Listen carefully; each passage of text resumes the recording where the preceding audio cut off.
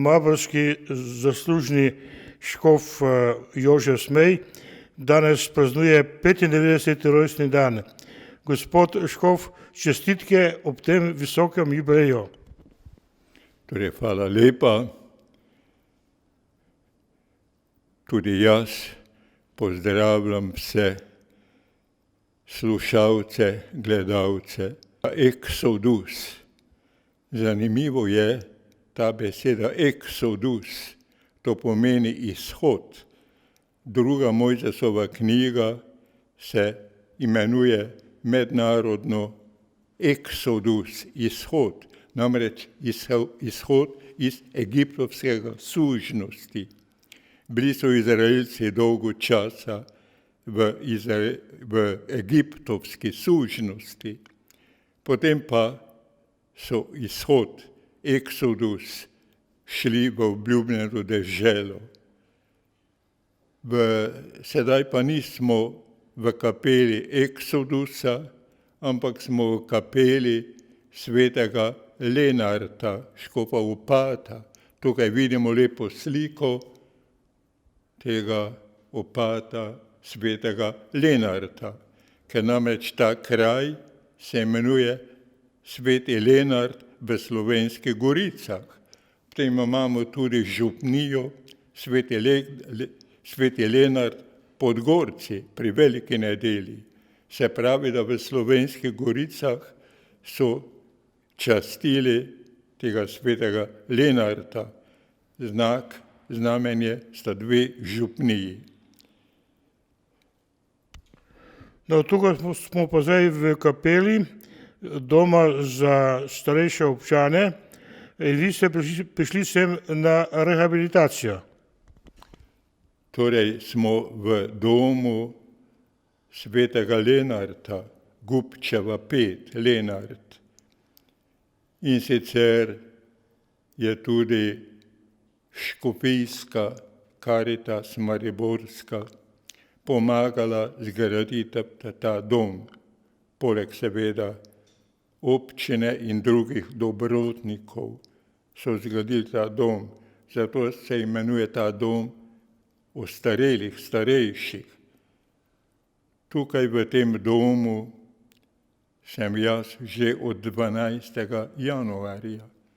Potem, ko sem 19. januarja, ponedeljek 19. januarja lansko leto v mariborski stolnici ob 6. zjutraj zornice, po sveti maši, po zornicah, se mi je na preprogi pred oltarjem spodrsnilo, da sem padel na tla in nisem več mogel stati. Verniki so me lahko videli ležečega na tleh.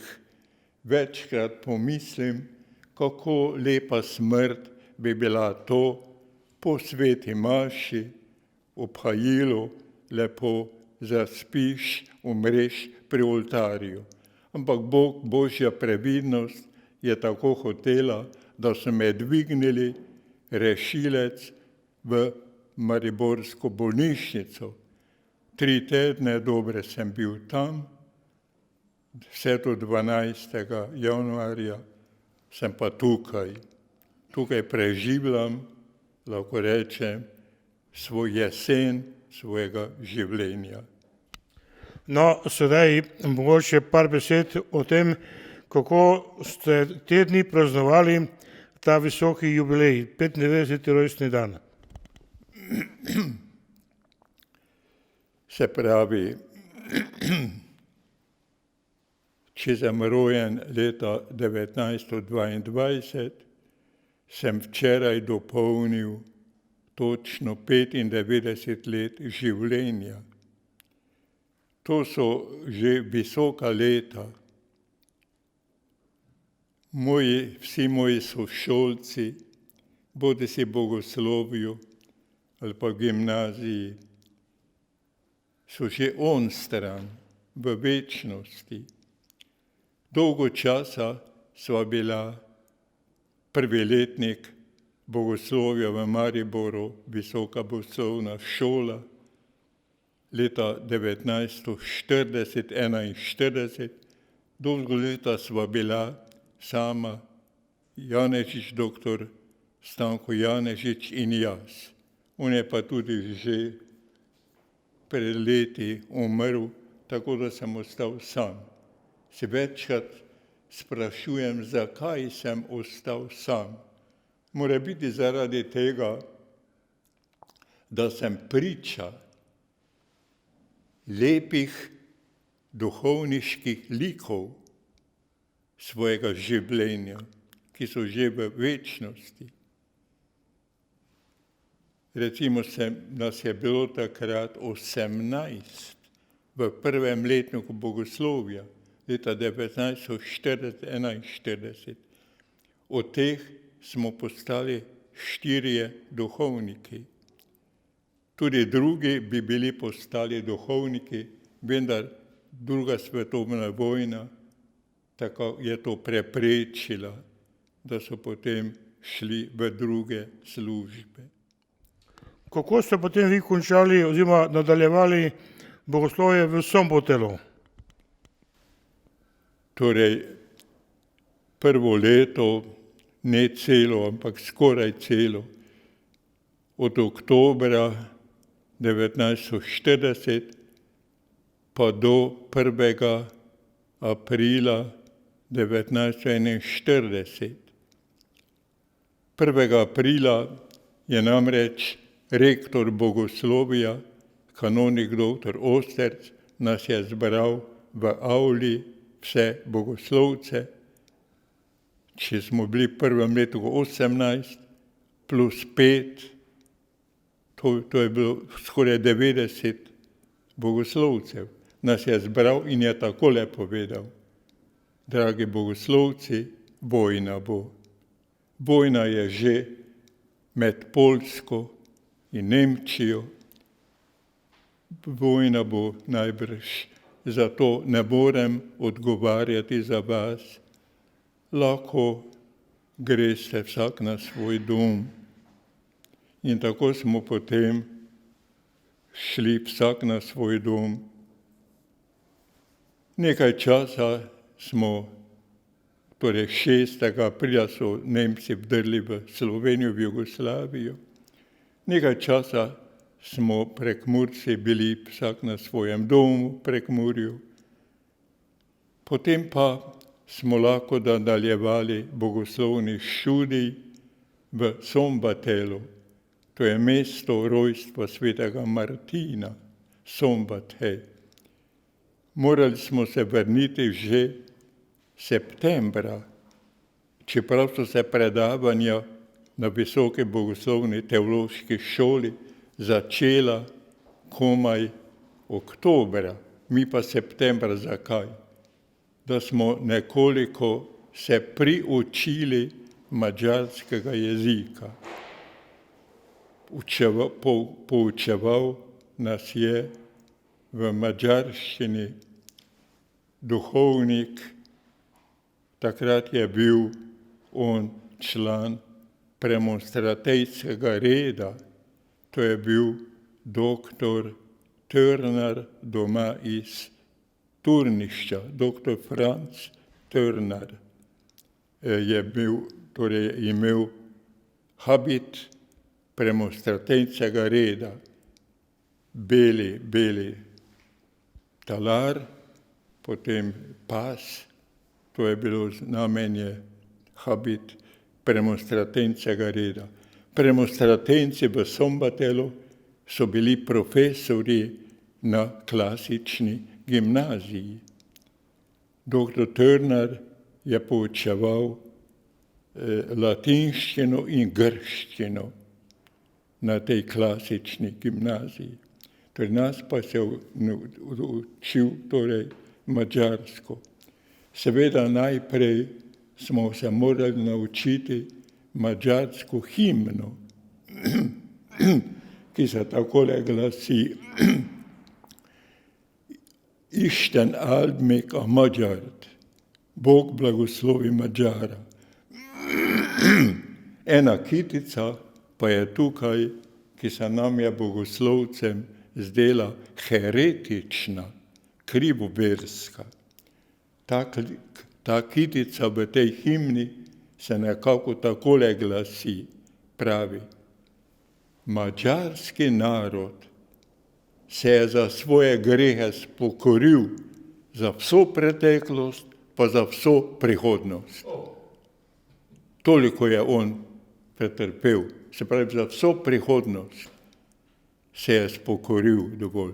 To se nam malo zdelo, mora biti nekoliko heretično, zato smo, ko je prišla na vrsto ta kitica, smo molčali, bogoslovci, Slovenci, Prekmurci. Saj so nas potem tudi zatožili, da nočemo peti madžarske himne. No, sedaj, da se vrnemo za praznovanje rojstnega dneva. Vas je obiskal menda gospod Načkov, monsignor Cikl. Torej, presenetil me je, da je prišel s svojimi sodelavci, kanoniki, da je prišel sem, kaj imajo tukaj v domu svetega Lenarta posebno dvorano, da so tam lahko imeli redno konzistorialno sejo. Bila sem navzoči pri tej seji tudi Načkov, dr. Kramberger, pa jaz sva bila tudi navzoča, da sva malo zvedela, kako poteka škofija, odkar mi nisva več tam, ampak sva tukaj, da sva marsikaj izvedela.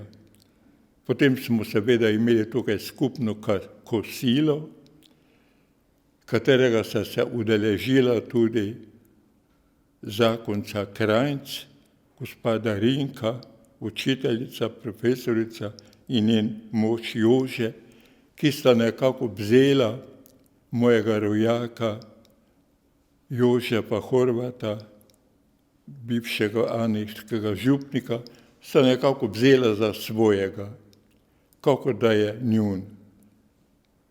Tako da sta ta dva sta bila tudi potem tam na kosilu.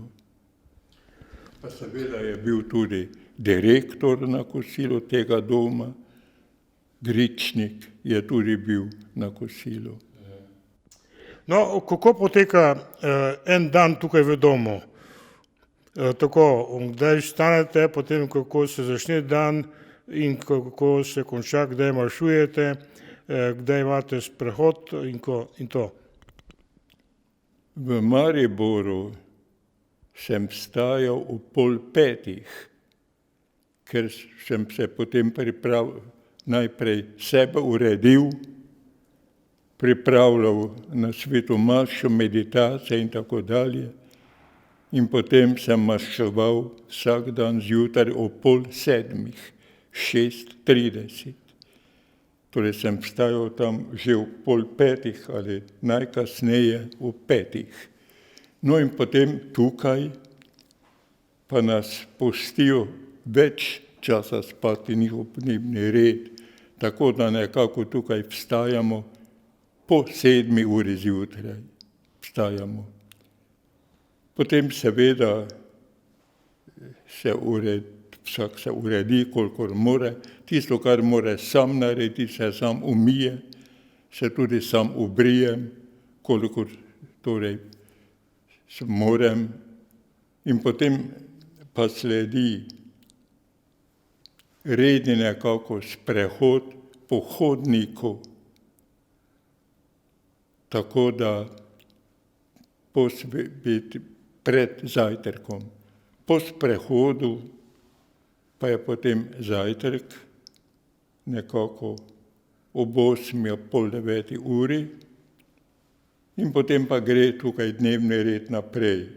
Se pravi, da pridejo medicinski tehniki ali pa sestre, da zmerijo tlak, temperaturo, ko je bilo potrebno, vse do včeraj sem tudi dobival injekcijo proti strdevanju krvi, potem še druga razna fizioterapija, in potem je kosilo navadno ob 13 ali 13 pa 50, pa recimo 30 minut. Po kosilu pa je seveda tisti latinski pregovor, ki pravi post prandium stabis aut mille passus meabis. Se pravi, po kosilu boš stal, stoj, ali pa hodi 1000 korakov. Tako tudi naredim, če ne ravno 1000 korakov, pa približno, tako sem tudi danes naredil po kosilu. Potem seveda nekako kratek počitek, recimo čas je dovolj 20 minut, toliko, da spanec odide od tebe, da lahko potem naprej umsko delaš, bodi se kaj bereš, pišeš ali prevajaš. Trenutno prevajam iz arhiva Somboteljskega, kako sem naredil tudi za Melince, ne? Prevajam tisto, kar ni znano, recimo marsikaj odkrije se tam v arhivu, recimo dejavnost duhovnikova, ki ni bila znana, ne? To recimo. Tako da to prevajam, trenutno prevajam to. Potem seveda kaj berem, pišem, kolikor morem. In potem pa seveda že pride čas za sveto mašo. Tukaj je ob 4:30 najprej sveti rožni venec, potem pa sveta maša ob 5. Se pravi, sedim od začetka pri evharistični daritvi, tisto, kar glavni mašnik moli, potem pa somašnika molita, takrat pa vstanem. Bom skušal tudi sedaj vstati, da bom prebral nekaj pri oltarju. Torej je tako, da potem jaz molim del evharistične molitve, 3. On naj nas popolni za večno daritev tebi, da bomo mogli prejeti dediščino s tvojimi izvoljenimi, najprej s preblaženo Devico Božjo Materjo Marijo, s svetim Jožefom, s svetimi apostoli in slavnimi mučenci, s svetim Lenartom, blaženim Antonom Martinom in vsemi svetniki. Zaupamo, da nas oni vedno podpirajo pri tebi s svojo priprošnjo. Maša traja dobre pol ure, ne? Seveda ob delavnikih pride k maši ob delavnike do 20 tukajšnjih varovancev, bolnikov. Pridejo seveda tudi na vozičkih. Ob nedeljah je pa sveta maša ob 10. In takrat pa je vsa polna kapela še na hodniku. Pridejo dostikrat tudi verniki od svetega, torej od župnije, ker je navadno župnik ne more opraviti vseh svetih maš ob nedeljah in takrat mašuje tukaj nadškof Kramger za tiste, ki dajo za mašo. Včasih ob nedeljah pa pride tudi tukajšnji, lahko rečemo, bolniški duhovnik, pater Beno.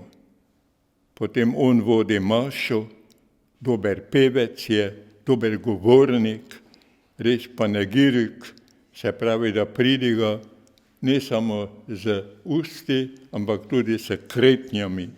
Res govornik. Veste, včasih, torej na visoki bogoslovni šoli v Mariboru smo imeli predmet govorništvo, retoriko in poučeval je to dr. Josip Meško, ki je bil kaplan takrat pri Sveti Magdaleni, hkrati pa tudi predavatelj, profesor retorike. Med drugim se dobro spominjam, da je povedal, da bo vaš jezik pridiga čist, lepa slovenščina, berite leposlovne knjige, berite tudi mojega strica Ksaverja Meška. To je poudaril. No in potem se dobro spomnim, da smo nekako pri župnijskem izpitu morali pridigati pred kanoniki, pred komisijo. In se dobro spominjam, da je takrat bivši ribniški župnik Bračič tako glasno pridigal, kakor da ima pred seboj vso publiko, vso cerkev. Jaz sem pa bolj mirno, primerno poslušalcem. Torej na pamet, si moral pridigati na pamet. V bogoslovju namreč smo ob nedeljah so imeli bogoslovci v Alojzijevi cerkvi, ob nedeljah so bili večernice, so prišli tudi meščani, cerkev svetega Alojzija. In takrat so bogoslovci v Koretlju na Prižnici pridigali. Ja, pridigali, to so bili vaje pridigalske tudi krati. No, po maši je tem bo tukaj večerja, ne, po maši. Torej, po maši je večerja, po večerji pa navadno je tukaj zanimivo, da se že spravljajo k počitku. Ne vem, večerja pa cel obroki morajo hitro torej pojesti, kar imajo, pa pospraviti, potem vas večer. In potem nekako odidejo tile Uslužbenci. Stane tukajšnji sestre medicinske oziroma strežnice odidejo, dežurni ostane, tako da nekako so radi, če greš takoj k počitku. Jaz navadno še potem kaj berem, tako do 8:30, do 8:45, potem pa tudi se spravim v posteljo, da mi pride potem odviti, ker imam povite v povoji obe dve nogi, elastični povoji, da mi odvije tisto, ker se zaenkrat ne morem še seči do podplatov. Upam pa bo šlo mogre biti. Kaj pa berete? Berete kakšne klasike, grške tekste, latinske tekste? Vi ste dober poznavalec grščine in latinščine. Ste prevajali Sveto pismo iz teh dveh jezikov slovenščino, ne? To berete kot hobi ali čisto redno, da se držite v formi? Je bila, veste, mašna zveza pred vojno, vse do druge svetovne vojne, da si je imel dnevni red. Prvič, branje Svetega pisma, vsaj eno poglavje ali eno stran. To. Potem to je lekcijo divina, Sveto pismo. Potem pa lekcijo hagiografika, svetniki in drugi cerkveni pisateljev. Ne? To delam tudi še zdaj, ne? Branje cerkveni. No, potem pa recimo tisti dnevni red, recimo, da si med dnevom ali pa po kosilu šel adorirati nekoliko v cerkev, to sem imel. Torej, koliko morem, se tega reda držim tudi sedaj. Potem sem vam rekel, da prevajam, sem že prej povedal, kaj prevajam.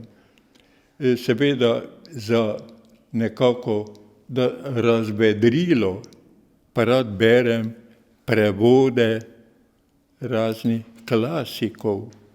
Že dolgo časa iščem, sem do prve svetovne vojne sem imel to 3 zvezke, 3 knjige z naslovom Dušica. Veste, opisuje neka Madame Percy, Anglešinja, opisuje francosko revolucijo.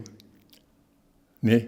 In kako je tam neki junak reševal od smrti, da niso umrli. Zelo zanimivo. Naslov je Dušica. Potem iščem svojo knjigo, ki je univerzitetna knjižica Mariboru nima, pač pa ima Celovec, Celovška, z naslovom Zadnji dnevi Jeruzalema. To sem si dal fotokopijo narediti. Prvi del imam že tukaj, drugi del pa nekako leži na mizi, tam v škofiji na moji sobi. Tako zapravim, rad berem potem za razvedrilo te zgodovinske romane. Gospod Škof, zdaj, vi ste bili posvečeni v Škofa leta 1983. Pomeni letos bo to potem 34 let ste Škof. No, Škofje imate veliko pomembnih služb. Ste oznanjevalci, molilci, delilci sakramentov, potem voditelji krajevne cerkve. Sedaj po tolikih letih izkušenj, katera služba se vam zdi najbolj pomembna v smislu, da najbolj gradi cerkev? Je to molitev, je to bogoslužje, ali je to birmovanje, oziroma delitev sakramentov, ali kaj drugega? Že apostolska dela, Sveto pismo pravi takole: apostoli niso več zmogli svojega tistega poslanstva, kar je njihovo tipično znanje, zato so diakone izbrali. Rekli so pa takole apostoli: mi pa se moramo posvetiti molitvi in oznanjevanju.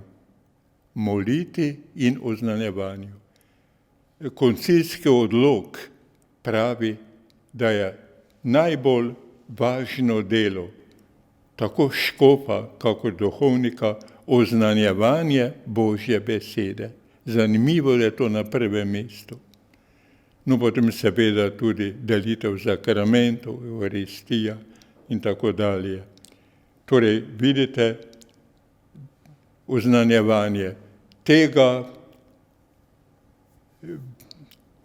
ko smo imeli v Mariboru dom duhovnikov, sem tam videl starejše duhovnike, Pankracij, potem en Orešnik. Veste kaj? Če tudi niso pridigali v domu, so se pridigo napisali. V domu je bilo somaževanje teh, ki so bili tam. Zelo sem se čudil, ko sem nekaj časa bil tudi v tistem domu, okreval, da niso pridigali. Kako da bi se drugega nekako bali, češ tako. Da bi vsaj nekaj besed, vsaj 5 minut, 5-minuten predig. Ne, ni bilo tega. Jaz pa sem kljub temu včasih nekaj besed povedal. Torej to, oznanjevanje, potem pa seveda molitev.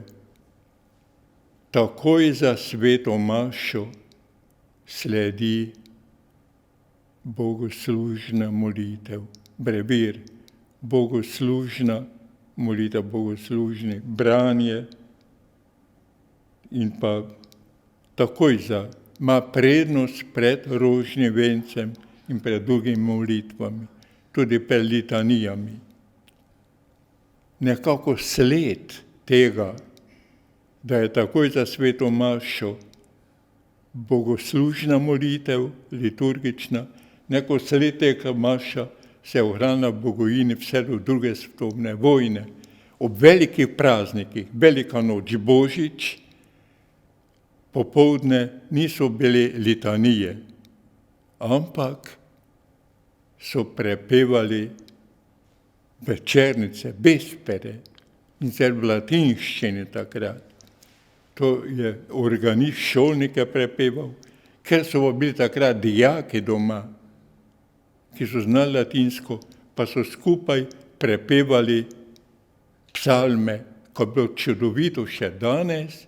Verniki nekako imajo nostalgijo, imajo nekako domotožje po tem latinskih psalmih. Se še danes mi zvenijo besede, kako so prepevali Dixi Dominus Domino meo, ali pa Confiteor tibi in tako dalje. To hočem reči. Potem pa seveda Magnificat, duhovnik je takrat šel okrog oltarja, pri vespere večernica, s kadilom okrog oltarja in medtem pa so pevci prepevali Magnificat anima mea Dominum, moja duša poveličuje Gospoda. To je Marijina pesem. No, zdaj, da počasi zaključiva ta naš zelo zanimiv pogovor. A lahko poveste skrivnost, kako to, da ste tako čil, bister, da imate širok besedni zaklad, potem da berete, prevajate iz tujih jezikov. Ali je to kakšen poseben dar, ali je to tudi sad te urejenega življenja, discipline, da ste to stalno gojili? V čem je tu skrivnost? Naj odgovorim takole. Pred leti, morda že 20 let, smo imeli neko srečanje škofov v Avstriji. Bili smo slovenski škofje, tam avstrijski škofje. In ta mladi škofje, avstrijski pa tudi naši, so imeli tam posebej. Daleč, recimo 10-20 korakov, je pa sam sedel könig, se pravi kardinal Dunajski. Pa sem si mislil, jaz pa grem k njemu. Kak je bil vesel, da sem prišel k njemu, pa sem mu rekel takole po nemško, od naj mi oprosti, da sem jaz samo Weihbischof, samo pomožniško, on pa takoj latinsko. Loquimur lingua latina. In je po latinsko povedal, ni važno, ali si pomožniško, ali tudi nadškof, ali papež, škof je škof. Papež je škof mesta Rima. Tako odločno to povedal. To je prvi titul. Škof mesta Rima, ne? In bil takrat že blizu 100 let. Pa sem ga vprašal, eminenca, če pa smem vprašati, kako da ste tako čili, tako sveže razum, v teh skoraj že blizu 100 let. Pa je veš, povedal je tole. To je posebni dar, ki je dar nekaterim. Mora biti tudi zaradi tega, da še niso zreli za nebesa, da nekoliko pohodno. Da zorijo, ne? Tako je nekako odgovoril, nekako tako. Bil pa je zelo vesel, da sem prišel k njemu, da ni tako sam sedel. Se pravi, da vstaješ, da ne poležavaš v postelji, da recimo brez potrebe med dnevom, recimo, da bi kdo med dnevom spal po 2-3 ure, brez potrebe, če ni bolan. Torej dnevni red, da si neko aktiven, to se nekako drži tudi po koncu. Potem seveda, kot sem prej povedal, redni sprehod, drugi si mislil, to je špancir, to gre, ne, to je za zdravje potrebno, premikati se. No, še eno vprašanje za tako močno duhovno pa intelektualno življenje je potrebna motivacija. Kje vam prije razlog za delo, da delate? Je to molitev ali je to, da vam pride nove zamisli, pa nove vidite potrebe ali je tukaj drugega? Motivacija. Zato vam odgovorim samo po ignacijevsko. Omnia ad majorem Dei gloriam. To je motiv. Karkoli delaš, delaš v Božjo čast. Že večkrat rad ponavljam, da hoja za Kristusom, to je zlata knjiga, takoj za mašno knjigo, rekel Pi 11 je to takoj zlata knjiga, hoja za Kristusom, Tomaž Kempčan. Takole pravi, v tej hoji beremo. Nikoli ne bodi popolnoma brez dela. Beri, piši, moli. Na 3. mestu je moli. Sem gledal izvirnik latinski, na 3. mestu je moli. Se pravi, kdor bere, tudi moli, kdor piše, lahko tudi moli. Tako. Gospod Škof, hvala lepa. Dobro. Pa še veliko let. Kakor je Božja volja.